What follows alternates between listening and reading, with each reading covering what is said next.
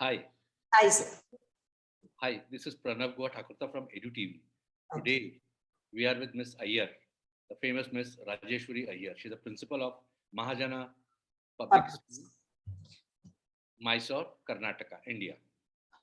Ma'am, recently CBSE has started this MCQ pattern of examination. Now, what are your views from the perspective of students, teachers, evaluators, and as a principal? Sir, as a principal, I'll speak first.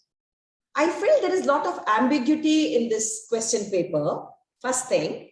And then this is one of its kind, started without even giving practice to the children. At least one mock exam should have been given.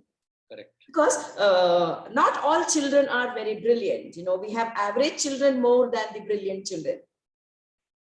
And my average children were, put in a lot of chaos. First thing is reading the question paper for 20 minutes, whether they can, write down the answer in a paper and keep, or whether, the answering can be done. There is a lot of confusion amongst themselves.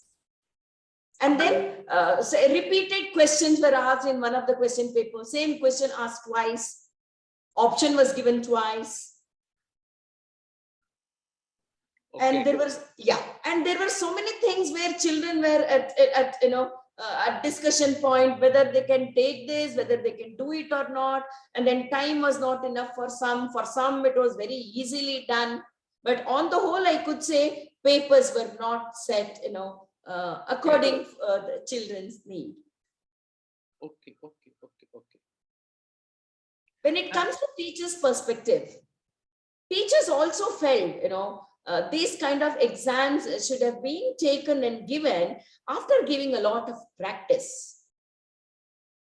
Though CBSE had released, practice question papers, okay, but then we didn't know the kind of questions that will be asked in the exams, especially, reasoning type of questions. Okay. Which children are not made to prepare, especially when you take an example of rural children. Forget about we town people, somehow we made our children understand these kind of questions will be there and you may have to write. That's okay. But then think about on the whole. That is why it has become a big news now. Okay. So ma'am, one more question I would like to ask you. Yeah. Like students have been not going to the school from last 2 years. Yes. Especially the senior ones. Yes. So how will the transition from schools to university going to happen in a smooth manner now? It is very difficult, sir. There is a lot of gap for that matter. We may have to combat it first. We may have to go to grassroots level, to help the children to reach the universities now. Children, they themselves are at chaos. Now, what to do, how to go about? They are lacking in basics. The kind of difficulty that we in the schools are facing. We are doing, a lot of bridge courses to put them back in the basics and then teach them the content of syllabus. We are still in the basic level now, even after 18 months of lacking. I'm telling you, parents do not know. They send to the tuition centers. Tuitions are teaching them different style. Parents teach them different style. In the school, it is a different style. See, a child is put into a lot of hardship. So all the more that we have to understand is we have to get into the child's shoes.